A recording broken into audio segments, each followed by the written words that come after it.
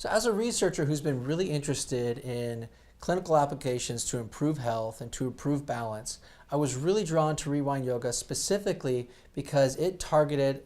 populations of older adults who have chronic diseases, joint diseases, and so on. And it was specifically calibrated and designed for these populations. And what we're finding in our results is that Rewind Yoga specifically is actually targeting the joints, targeting the muscle groups that are improving balance, that are improving function, improving physical performance. It's very important to point out that these results are specific to Rewind Yoga. In other words, the study that we have performed, we used a standardized yoga system that was developed by Y-Medica that targets very specific points of the body, targets very specific muscle groups, and has very specific entry points for older adults to come in, and regardless of where their entry levels are, regardless of where their skill set is or skill levels are. One of the most interesting results from this Rewind Yoga program is that the outcome measures that we use were designed to be able to let us know if people are reducing their risk for falls or not.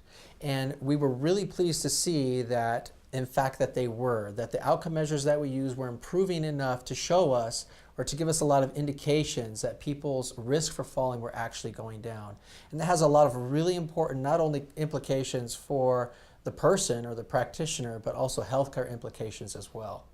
What made our second study, which is a randomized controlled trial, even more powerful was that it was done in a community setting. It wasn't done in a lab where we controlled every aspect of the intervention. It was done in a community where these folks lived around, where they actually did the yoga program.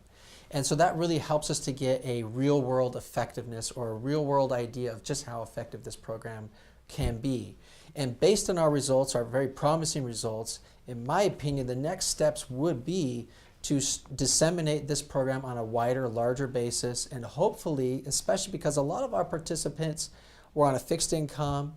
and didn't necessarily have the money to pay for yoga programs.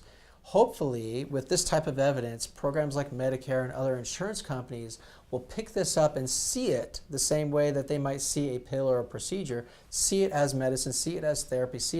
really see it as preventative medicine to keep the people that they're insuring out of the hospital, out of the physician's office, and having a healthier and aging in a better way and having more longevity.